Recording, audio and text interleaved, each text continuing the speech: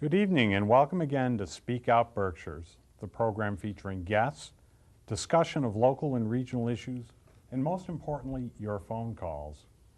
I'm Terry Williams, Chairman of the Dalton Finance Committee, and sitting adjacent to me tonight is my regular stand-in co-host, Gary Grunin.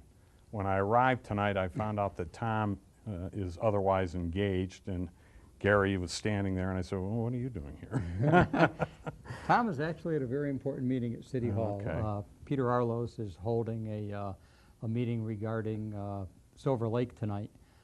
Dusted off an old plan from when Berkshire County actually had a county government. Yeah. And Tom is there obviously representing PETA, the EPA is there, and the Department of DEP is there. So, you know, hopefully they'll come up with some really great ideas for Silver Lake. I contend Silver Lake is an asset to the community. Oh, It's absolutely. beautiful.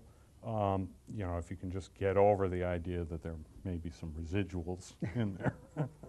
But I'm looking forward to when they make you know, a walk around it and all. I'm It'll looking be forward nice. to that. It's going to be nice. It's you know, if you looked at the PETA master plan, Yes.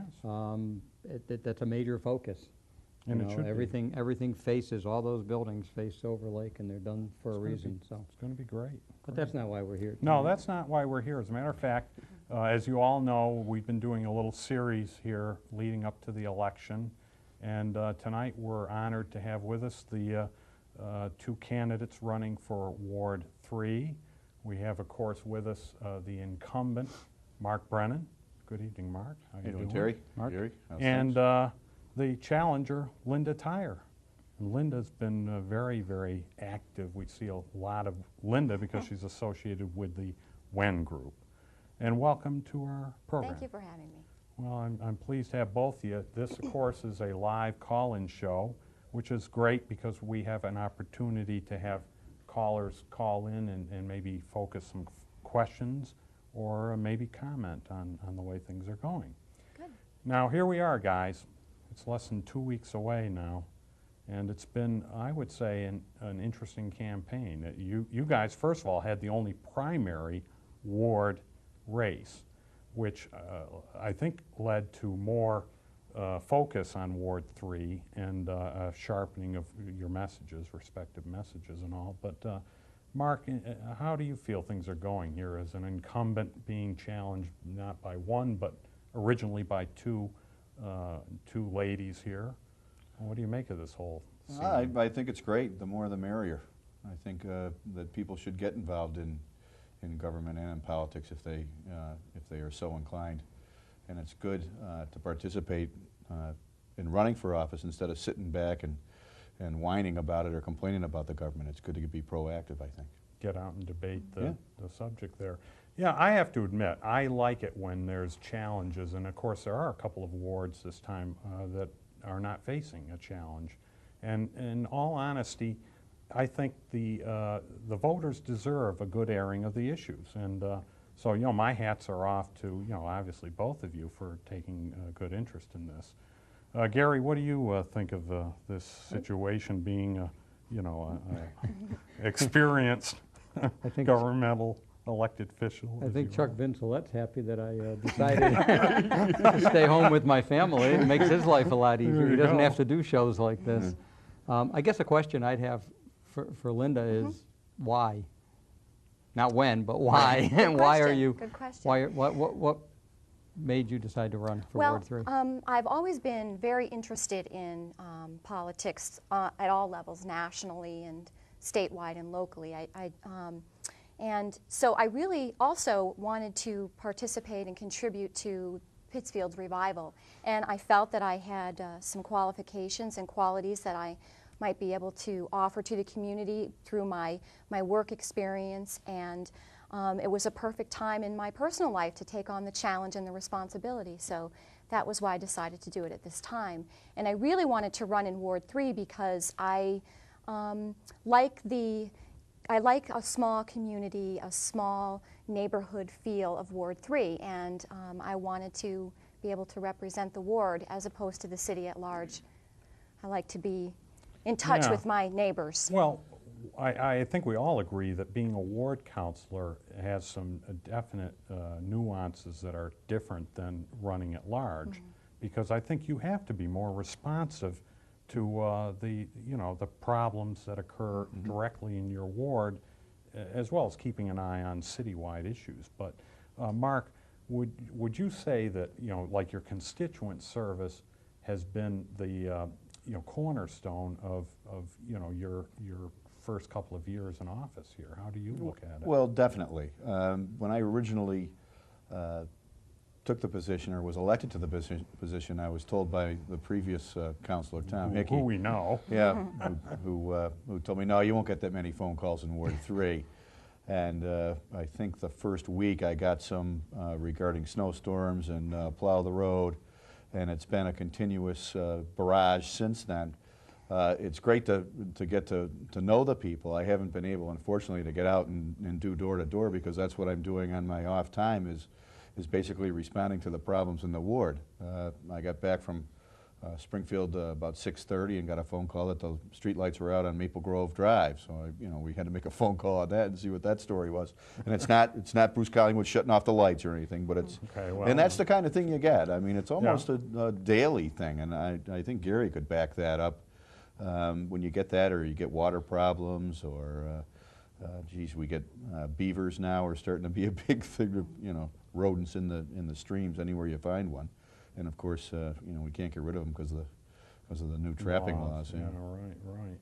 Yeah, it does seem as though, Linda, I noticed you in some of your debates has mentioned you want to be proactive in some of the ward problems. What do you see as the primary issue in Ward 3, or issues? Well, certainly there's going to be the day-to-day maintenance of the ward, streets and sidewalks, and things that the people that live in the ward are going to be needing help with. So that's certainly going to be part of my responsibility, and my primary responsibility.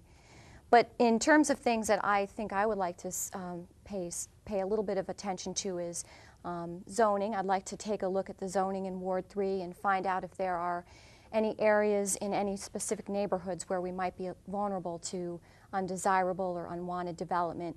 I think in light of some of the recent proposals that have been made in the city, I think if we were all more proactive and more prepared and know maybe where we might be vulnerable, we can, instead of reacting when proposals are presented, we can be proactive and maybe not be surprised if we're.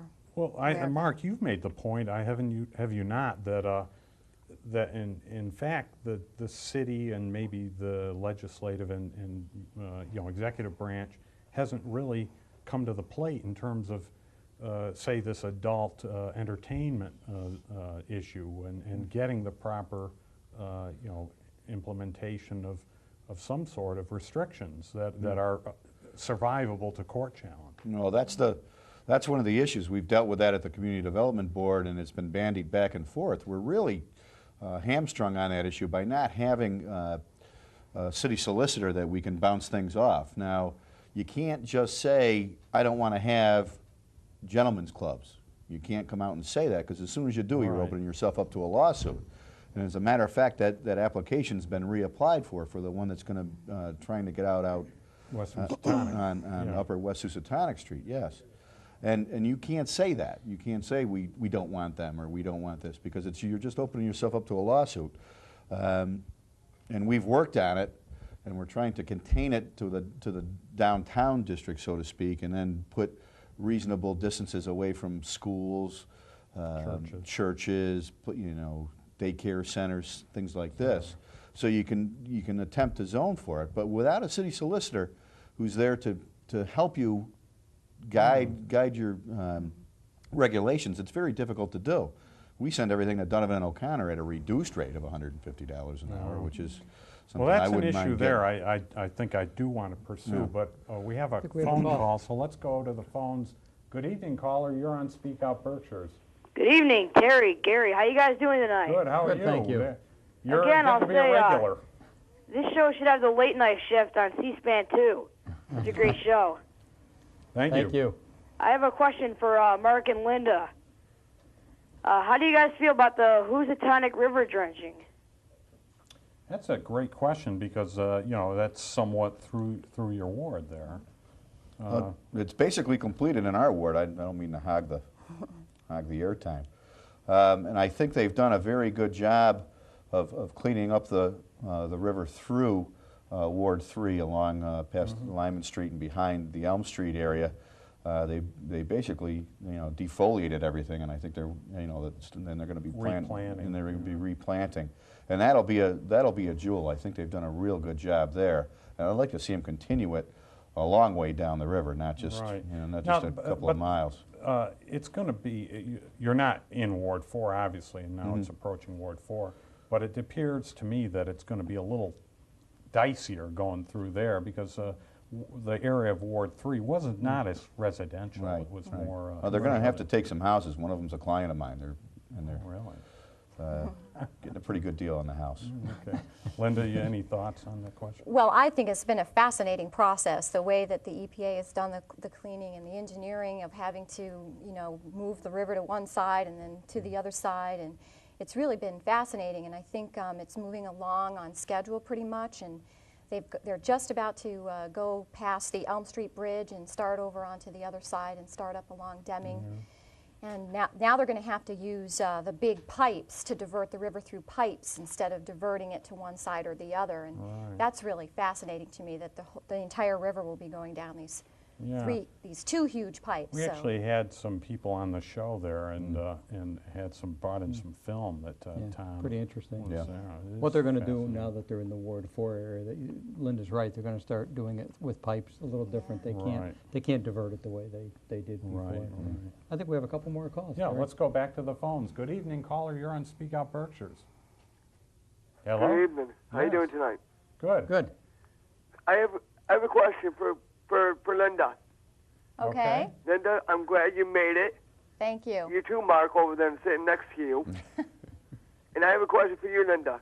How do you know, the challenge was I want the whole thing.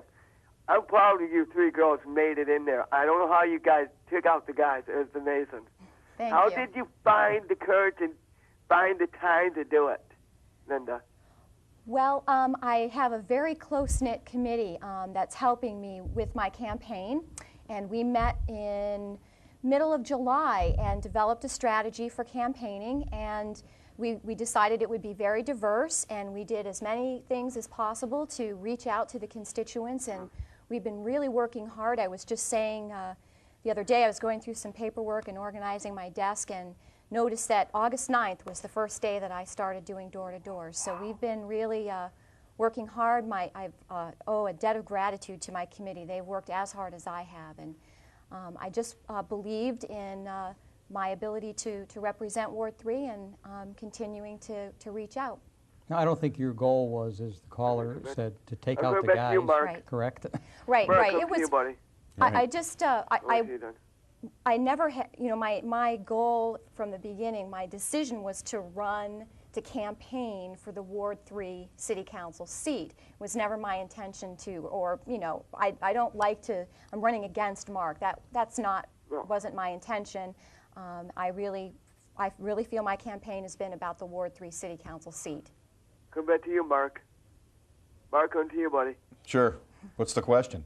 My question is to you, Mark. With like you said, the West Housatonic River, the river, like you were saying, like where you said on Elm Street and wherever, Newell Street. Is it they should do that one up on Ward 7, where by the ballpark? That's what I'm thinking. But you know, they don't think of doing that one because they're so. I don't know who do I go to ask that question to? Am I asking the wrong person? Well, that's, you know, you should go to the ward councilor there. Joe Guzzle's been real involved in that. That was a constant problem with the flooding with Wacona Park there, and I know, I think the last time that they did some work on the parking lot there, that one of the payloaders, I think, went a little over and into the river and broke some of the ledge, I think, at one time to free up some of that flooding. I don't know how that happened. I think it was just an error of some sort, but I think the flooding got a little bit fixed after that. But yeah, I would talk to Joe Guzzo on that. He's very involved in that area. And that's a King Street dump too. You have to worry about that. Okay, thank you Thanks, for the caller. call. Do we have any other callers on the line? We'll go back to the phones. Hello, caller. Hello. Yes, you're on. I'm calling. I wanted to ask Mr. Brennan something. Sure. I've been concerned about the street light issue, and he was part of the council that that passed the budget that is causing this problem with the street lights. And I'm wondering if he sees any remedy that could avoid that, because it seems like a very telling and depressing thing for us in Pittsfield, something that will really be in our faces. And I'm wondering if he sees that as a viable solution, or is there any other way out? Thank you. Thanks, caller. Thanks. Mark? Well, the streetlights, again, that was part of the budget that was sent to us from the mayor. We cannot add to that budget. We knew there was going to be a shortfall there. I had talked with the mayor and with Bruce Collingwood before about that account. I can tell you that there aren't any lights scheduled to be shut off in Ward 3 at this time. And if you have a concern about the safety or anything like that, contact the mayor or Bruce Collingwood, and we can get those lights relit. I think we could also find some money in the budget if needed to turn all the lights back on. However, I do believe that there are some streets that have way too many lights. Holmes Road up towards Lenox, we have about 3 to 1 for what Lenox has, and do we need them? We can dim them, we can change the bulbs, we've been doing that to save money also, but understand that that's also part of the budget that came down from us. All the departments were asked to make minor cuts so that we could try to fund more of the school budget, and we were able to take some of that $200,000 and put it towards the school and the $2 million extra that we provided for the schools this year. All right. What do you think, Linda, about the idea of cutting back on street lights to save money in the budget? Well, I do think that it's definitely worth the examination. I think that whatever ways we can save money, especially in these tough economic times, we have to be willing as a community to maybe turn off some of our street lights. I think it's been noted that we have a lot of street lights and that we're above the national requirements. So I'm not at all opposed to looking at it as an option for saving some money for the city. Do you think, you guys think this has been handled well? It seems as though, quite honestly, it kind of just started without much notice and nobody really knows what's being turned off or whatever. Go ahead. I defer. Well, I think that the councilors were probably aware, of course, when they passed the budget that those cuts were being made, and I think that if Mr. Collingwood would have just notified the ward councilors that the program was going to be implemented so that they could be prepared, I think that's the only thing that would have been a little better. All right, let's go back to the phones. We have another call. Good evening, caller. Hello? Yeah. Hello. Hi. Hi. I have a question I'd like to first address to Councilor Brennan, and then I would like to get Linda Tyer's response. I'm wondering, Mr. Brennan, what you think, how important it is for the city to take advantage of and aggressively pursue the federal block grants? Oh, it's very important. It's very important for the city to aggressively pursue all sources of income. I think that we can do a better job there. I know that we can do a better job getting state highway funding. State highway funding, in talking with Mr. Dindio from the Highway Department, we missed out on some money this year, and that's unacceptable. And we should be aggressively going after any dollars that are out there, whether they be federal, state, or local. And Linda, what do you think? Well, the community development block grant is something that we could access more in Ward 3. I think we could use those funds to address some areas of blight and deterioration in the ward. And I think that there's a house in Ward 3 that may be eligible for historic preservation. And so I would be very excited in pursuing that kind of use for those community development block funds. Yeah. If I may just add, there's two major initiatives in the city that are I believe, taking away from some of the other wards. You have the downtown west side initiative where there's a lot of money. Basically, all of the money is being funneled there, and then you have the Morningside initiative, and those are two areas of town that have been basically left alone for a while, and the city, the rest of the areas of the city, are not going to be able to get as much of the block grant money if we pour all the money into those two areas. I've asked that if you're going to replace the sidewalks on Robbins Ave, could you please take some of those down and put them in our ward where we need them, because they seem to be pretty good in some areas. I don't know who's having a problem walking on them. Right. That always gets to be a bit of a problem, particularly with ward councilors, because they don't like inequities, in different parts of the city, Right. and that's understandable. But the mayor's been quite clear that she's promoting this program because she believes these areas need a little extra edge. But there are also guidelines, that come with those, and there's a lot of areas. I know when I was on the council, Ward 4 didn't have a lot of areas. Neither does Ward 3. So what I did with my 750 feet every year is put them wherever I could and just continued year after year. But do you guys think that is that the fairest way to split it up, do you think? Or would you guys, let's start with Linda, because I started with Mark last time, but do you think that if there's a pool of money for sidewalks and improvements like that, if you were on the city council, would you favor approving it to put in the Morningside area or the west side, which are in worse shape than Ward 3, or would you rather see it in Ward 3? Well, I do think that when it comes to funds for sidewalks, that it should be equally shared among all the wards.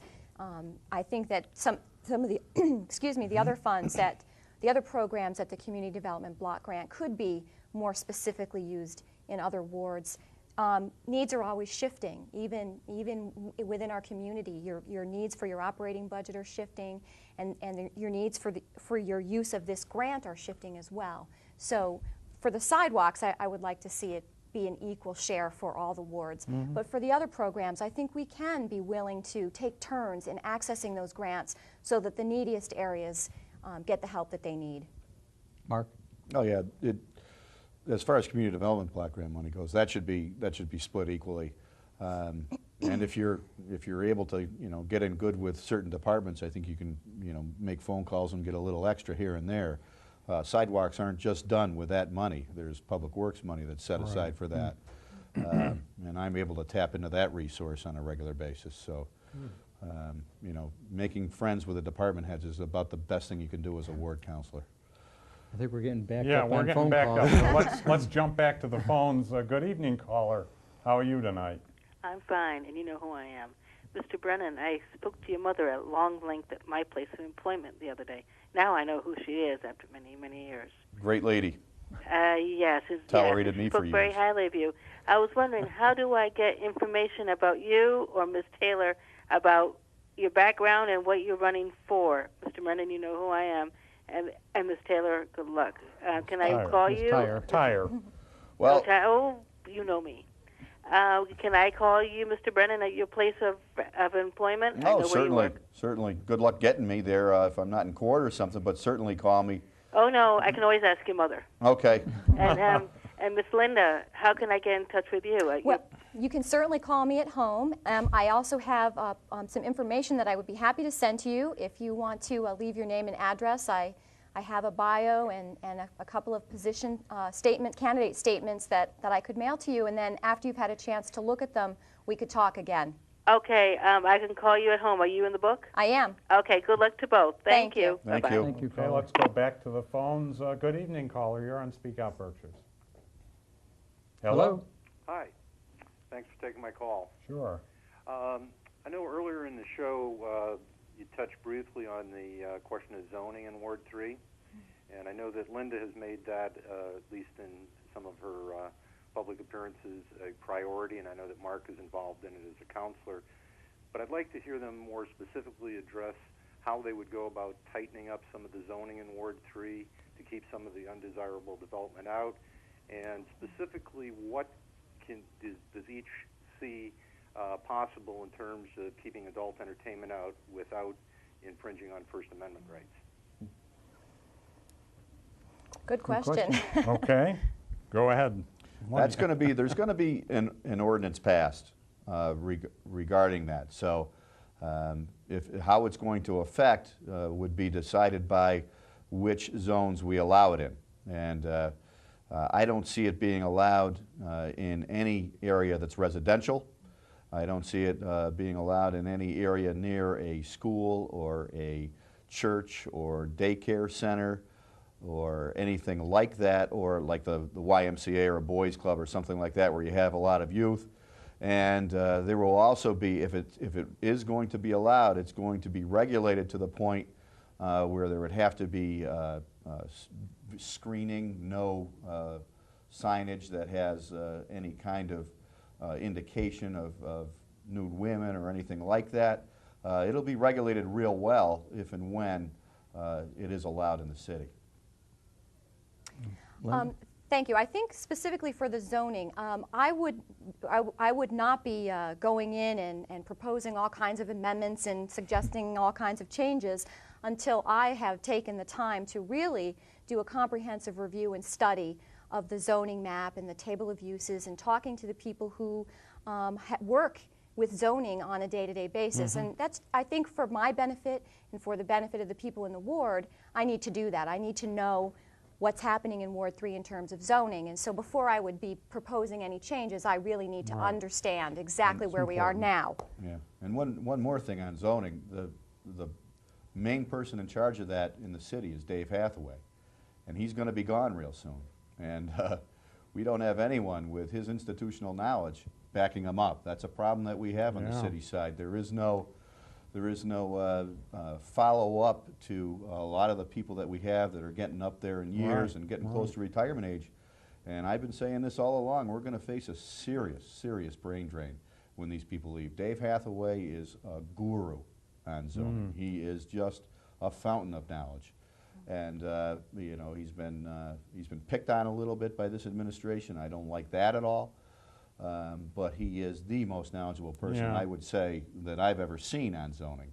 And if you have any questions, Linda, that's the place to go to start. Come to my office if you want. I've got the zoning map, the zoning book, and I can tell you it's going to take years to understand that. But it certainly is. It certainly is an area that that we're going to lose a major man of expertise. Wow. But to go back to that caller's point. And you said it a little while ago, Mark, that this particular individual is going to reapply. And has.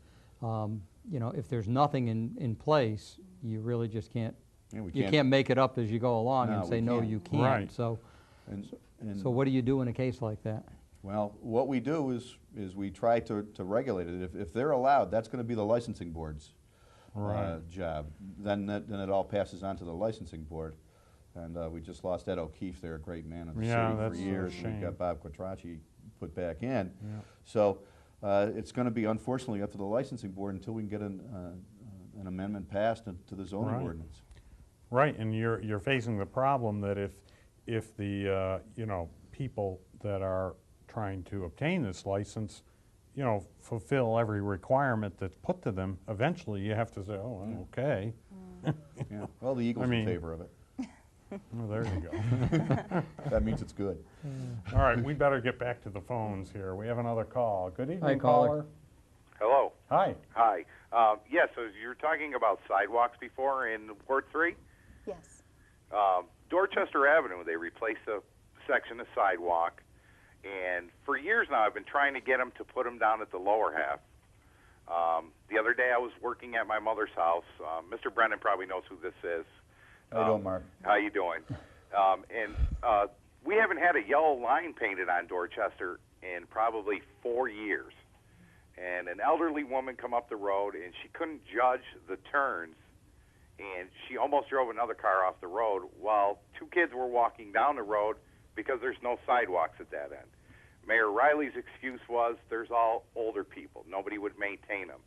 Well, since Mayor Riley's been gone, all the older people are gone, probably except my mother and another woman, which, you know, she has a son that takes care of it, and I take care of my mother's. And the sidewalks would be maintained now. And there is more kids down at that end of the street than there ever has been in past years. and it's a very big concern, especially very dangerous, with the the no sidewalks and the no yellow line down the center of the road, and it's very dangerous. I think somebody we need to address it somehow. Another problem I have is with the new ball field on East Street.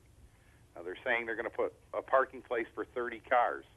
They did that over at Deming Park, but where are the other 100 cars going to park? Both sides of Newell Street, both sides of Meadow Lane. Now down on East Street, on Newell Street, you've got two family restaurants. That's a big problem. I mean, they're both very, very prosperous places. There's a lot of business, a lot of traffic in and out. Now let's add another 100 cars down there. I mean, hey, great, GE offered us a baseball field. But, I mean, really, nobody really looked at that, and they just let it slide in. And I think it's going to be a major, major mess, and you're going to have a lot of accidents and probably a lot of people getting hit by cars. Wow. It's a very dangerous thing, and I hope that, we can look at all these situations that I brought up and maybe address them in the future. The caller makes a good point. There are these things come up. I can address, and then I'll let Linda and Mark address. I can address the one that I can, which is the ballpark, because as chairman of the PETA board, right. We are overseeing that project, and you have to remember what those fields are going to be used for. Those fields are going to be used for minor league and youth. They're not very young. They're not going to be kids. There's not going to be tournaments with collegiates and things like that there. It's going to be for the youth of our city. And there are other parks in the city that are also for the youth. So we feel that there's plenty of parking around there for people. And look at out there now with the restaurants and the bars out there. We don't think that'll be an issue. If it is, we'll address it. Right, and I think that's the crux of the matter. Issues come up, and that's why ward councilors and other at-large councilors are there to do a job, and that's to address problems that and I think anybody, and I don't know if you've been by there lately, but it's really looking like a field, and hopefully the sod's going to be going in shortly, and then it'll get a chance to really get here good. And I'll tell you, it's going to have a track around it with the soft, the nice soft rubberized type of track for us old people. So that'd be nice. But let's get back to what the. About the painting of lines, the striping? Is there a lack of that being done in the city? Does anyone know? I think since Bruce Collingwood got on, he's been trying to catch up to all that stuff, and I appreciate the call. The only way we're going to know that sidewalks are needed is if you give your ward councilor a call. I'm not saying just give me a call, but if it's an area of concern for you in the ward, and I don't know about it, there's nothing that can be done. Now, those types of things would be done easily with a petition. The petition then goes to Commissioner Collingwood, and then the sidewalk request would be added on to a list that's about 3 pages long right now. I've got numerous streets in the ward on there, and I'd be more than happy to add that and a couple of others. The whole Orchard section basically doesn't have a sidewalk in it. So these are the things that we have to ask for, and then we also have to have the money to fund them. So that's the other big question. I get nervous when we talk about pouring all the money into school. Where are we going to get it from? Right. Are we going to take it from this fund? Are we going to take it from the fire department? I mean, the three other biggest departments that you have outside of the school department are public works, police, fire. So, we're going to have to rob one of those if we want to continue to pour money into the schools. You want to add anything, Linda, before we go to the next I just think that specifically on Dorchester, that sidewalks down at I drive Dorchester every day, and there's speeding on Dorchester, and there needs to be sidewalks down at the opposite end of Elm Street where it connects up to Newell Street. And I think I'm wondering, and I think I would like to have a conversation with Mr. Collingwood when he's determining which sidewalks to do. Is there a way to, if a street like Dorchester, where there's a lot of traffic and there's speeding, and there isn't already existing sidewalks, if that street could get the attention maybe before it become a priority, right? Of course, not everybody in the neighborhood likes sidewalks, because there is an ordinance that requires you to shovel them in the wintertime. And I remember during Ed Riley's term, they had staked out, and literally staked out, going all the way from Juliana all the way up to Bergner's on the right side of the street.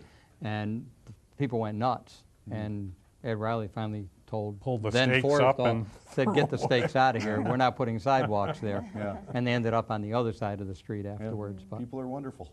I think we have another call. All right, let's go back to the phones. Good evening, caller. Good evening. Hi. Hi, gentlemen. How are you? Good. Mrs. Tyer.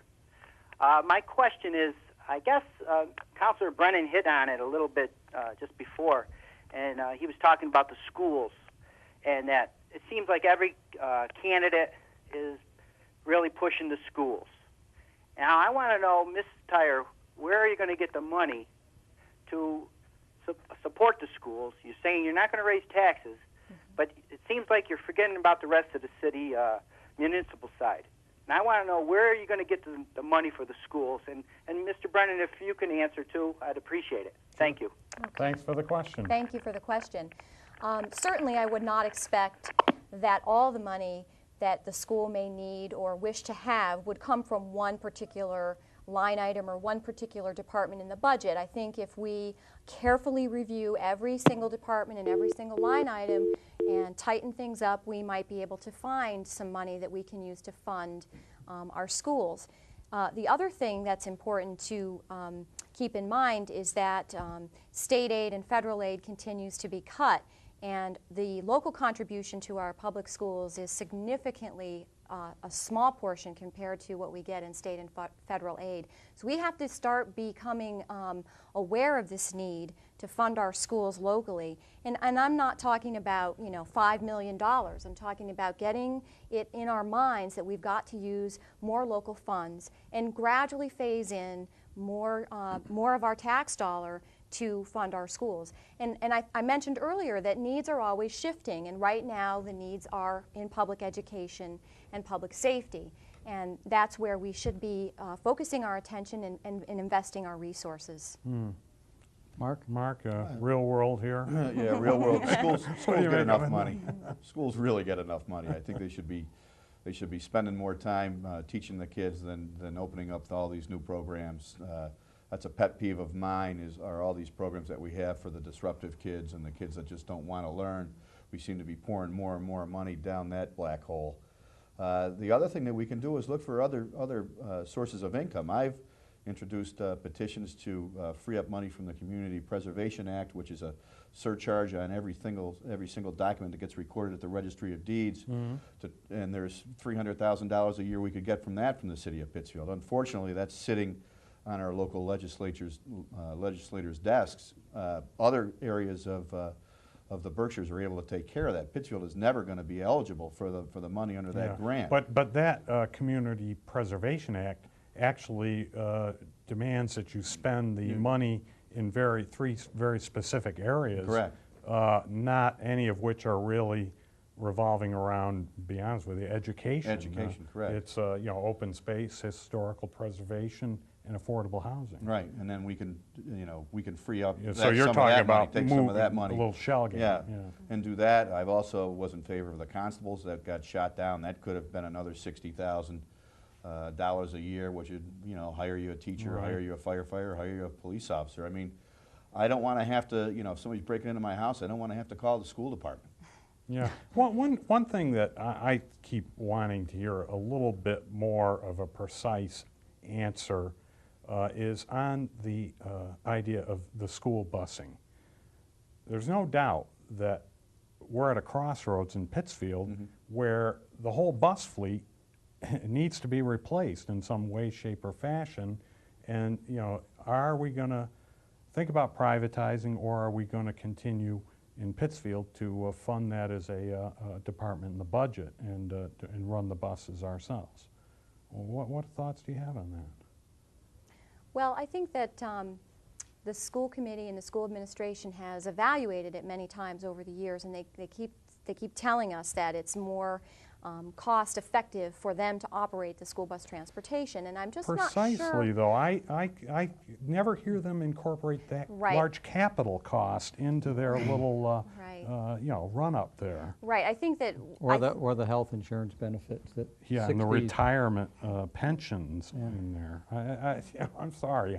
And these are all good lip questions. service. I think that we need to address them directly to school committee candidates and school administration and expect more specifics from them.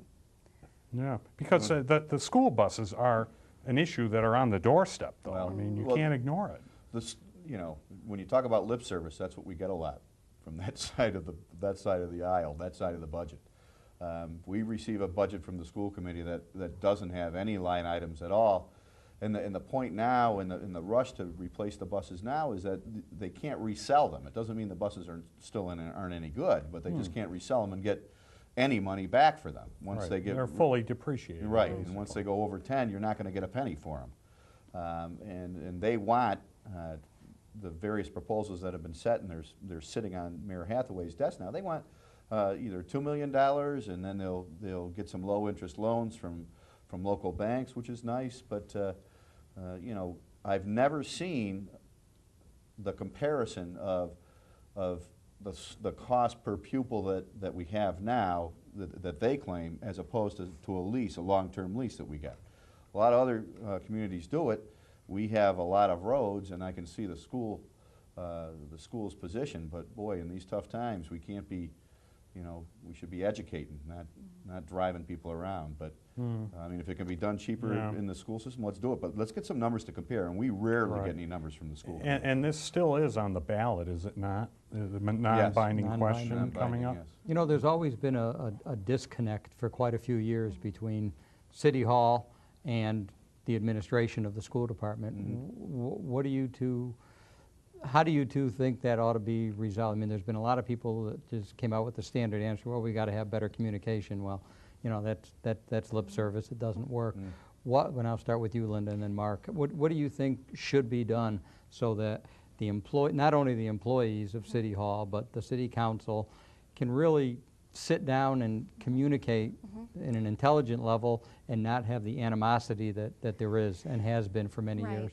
I think that the first part of my answer would be just an explanation that there's always tension, I think, between cities and towns and their school departments. Even in my position as the assistant to the superintendent of schools in Lenox, there is often sort of a tension between the town and the school, and it's because schools, no matter what town or city you're in, tend to be the largest part of any city or town's budget.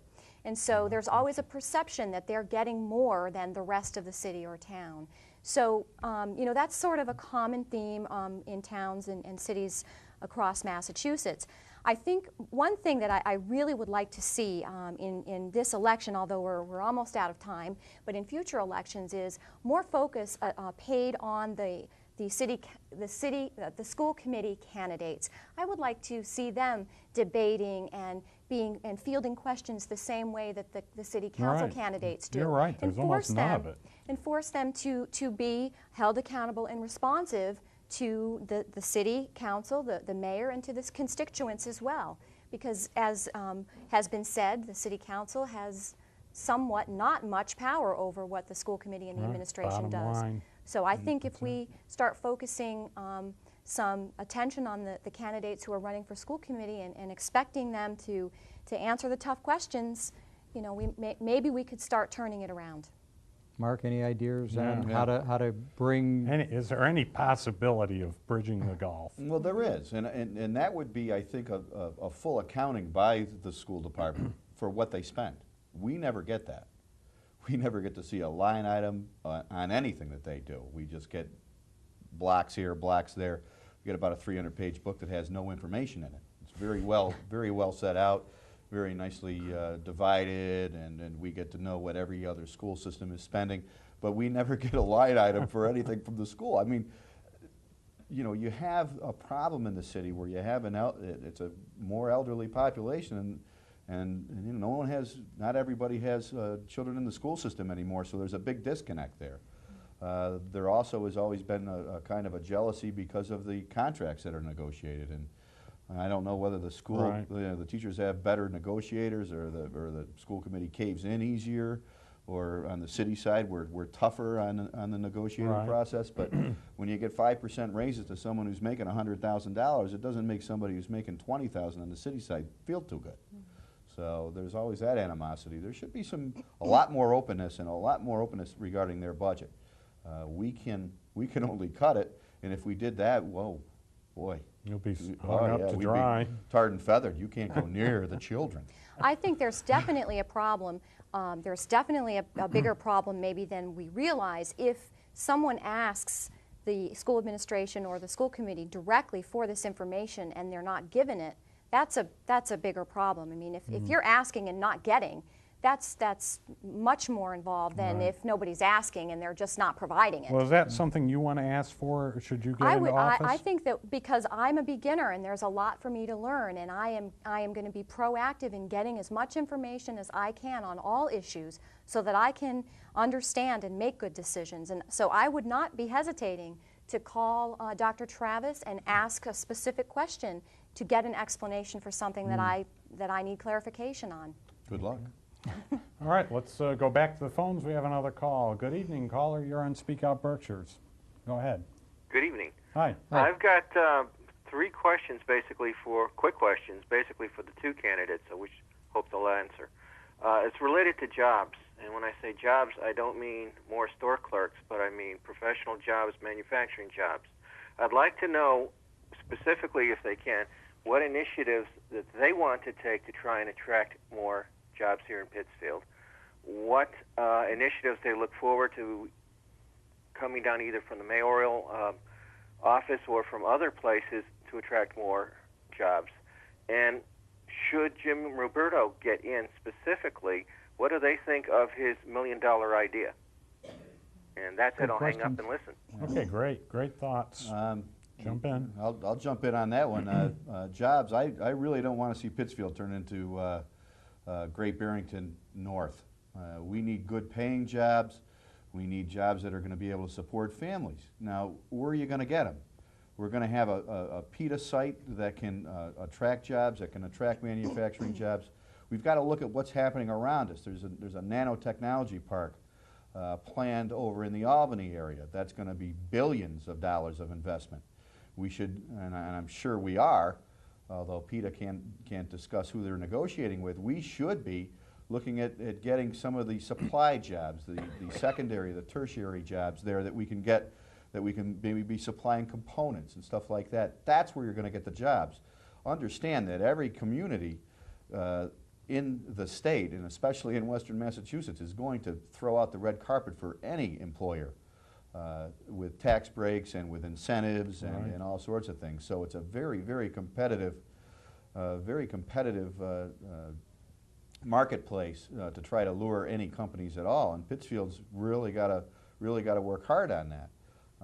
I would have my community development director be contacting not only the top Fortune 500, the top Fortune 5000, and asking them, sending out better packages than just a brochure from the Chamber of Commerce.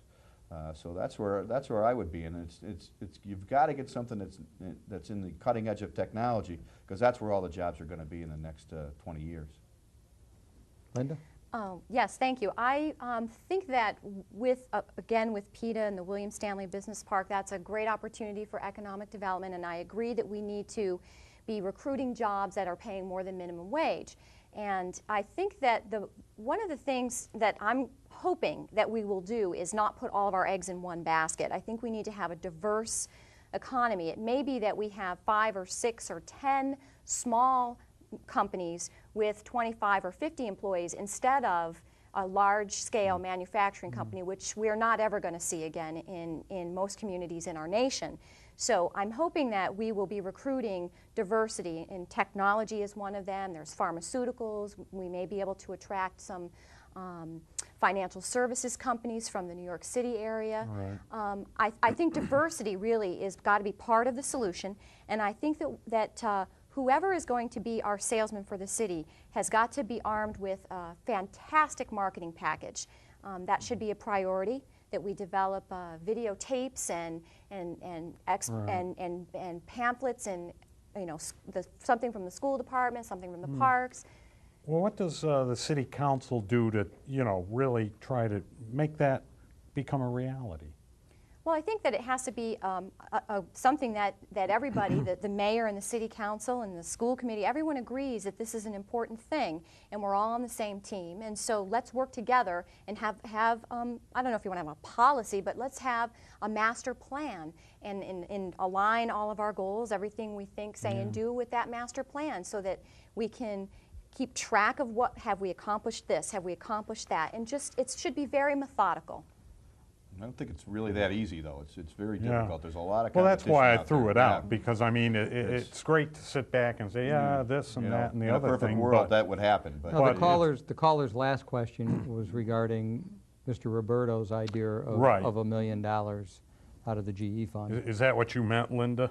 You said a great marketing thing. Well, I think I have to say that I'm not sure that I think that is the best use of that $1 million. The intent of that money was to offset the taxes that were going to be lost when General Electric turned its property over to PETA. But you want to get new base so you can tax back that money, you hope. Yes, yes, but I think the community has to become marketable, and we're going to need some of those funds to make our community marketable. I what do you think it's think, a Mark? great idea. That's what that money was designed for. That money was designed to create jobs. And if we can create jobs with $1 million out of there, So that's it's like fine. a silver bullet maybe or something? Sure, you know, and you know, look, we agreed to spend some money on water and sewer on Dan Fox, and that was a stretch for use of that money. Well, that's kind of like a loan, isn't it? Yeah, well, that's why I voted in favor of it. I wanted to see that money be paid Coming back, back, because it's I don't think it should be used for private development. Let's go back to the phones. We're starting to run down on time, but we still have a lot of anxious callers out there. Hello, caller. Hello? Hi, am I with you? Yes, Hi, you am are. I with you guys? Hello? Yeah. Hello? Hello. Go ahead. Yeah. What I was wondering, because Linda just mentioned something, and I was going to ask totally different questions. First, I want to thank Gary Grunin for being there with Tom Hickey at PETA. And Linda mentioned something that she's looking for small jobs, 20 employees, 50 employees, small little companies. I don't think that the intent of that entire property out of General Electric is to be thinking small and smaller. I think that what you've got to do is you have to go aggressively after the businesses that are out there. They're doing it over in the Albany area. We're looking to have people who are going to employ 100 people at a time, maybe 200 people at a time. That's the real jobs. This boutique-y stuff is just not going to develop Pittsfield fast enough. I'd like an opinion from Mark and from Linda on that. Okay, thank you. Thank you. Okay, this is fast opinion, so we can take more calls. You know, I agree, and that's what PETA's for. That's why I say we should go after the Albany area businesses, the nanotechnology park. I think that's a golden opportunity, and if we let this one go by, that's just inexcusable. Well, I just want to clarify. I was just trying to make a comparison between large-scale manufacturing and smaller companies. You know, when General Electric was here, they had thousands of employees. We may not have a single company that provides thousands of jobs. Well, and what you're also, I believe, talking about is the cyclical nature of some of these industries. You can have a real depression in a one industry town if the main company has a fall off. I think we've all decided it's better to have a mix. And I probably that's what you're talking about to some extent there. But yeah, in any event, let's go back to the phones. Good evening, caller. Oh, that's a good one. Are you there? Hello? Yes, Hello. you're on. Good evening, gentlemen, Miss Tyer. Hello? This is probably for Mr. Grunin, Miss Tyer, and Mr. Brennan. I'm assuming that 2 or 3 of you, if not all, are familiar with the city charter. Yes. The question goes, I guess, as part of the school committee, and I'll quote under Section 37. Said committee shall annually elect one of its members as chairman, shall annually appoint one of its number to attend meetings of city council. Do they not appoint a person, and that's why there is no communication between the school department and the city council? That's interesting. Are you guys all aware of that? Is that a real line in the charter? Yeah, and we have that. Chuck Vinceletta is our liaison to the school committee, and they never send anybody. So I think that would be a very good thing that if they did. Mr. Grunin, when you were on the council, or Mr. Hickey, do you recall No, Anybody from the school no, committee? we always had a representative from the city council attend the school committee, but I don't recall seeing the Did other they way really, around. did you really have somebody there at every meeting? Maybe not every meeting, but, you know, I mean, there are a lot of counselors that have the duties of attending other Various commissions and meetings, committees. Is this section of the charter just in non-compliance? Yes, it is. And that's the aloofness of the school committee and the school department. Well, thank you for your response. Do we have any more calls, Danny? But just to tack on to that before we take a quick call, you know, in fairness to the school department, they may not have sent a representative, but there was always some communication between the council president and Dr. Travis. They're probably watching on TV. Okay, we have time for one quick call. Are you there, caller? Hello? Hello. Yes. Hello? I'm calling to... Really quick, okay? Yeah, I'm calling to comment on those lines on Dorchester Avenue. You can thank Bill Forrestal for that. I asked him about painting lines. I was told he didn't believe in painting lines on residential streets, which is actually BS, if you know what I mean. And that's my comment. Okay, thank you very much. Thank you. Bye. Believe it or not, I'm not going to add anything more to that. we can't because we're out of time. Hey, we're down to the last minute, and I want to thank you really for coming tonight.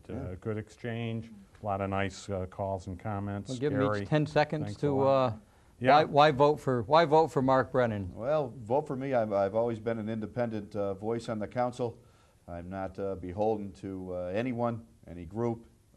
Good old boys, good old girls. Time up. Linda. Thank you very much for having me. I support progressive ideas and partnerships, and no one will work harder than I to foster those values. So I ask for your vote on November 4th. Thank you. Thank you for coming tonight. Everybody, we'll see you next week when we have Jim Roberto as our guest. Good night. Good night. Take care.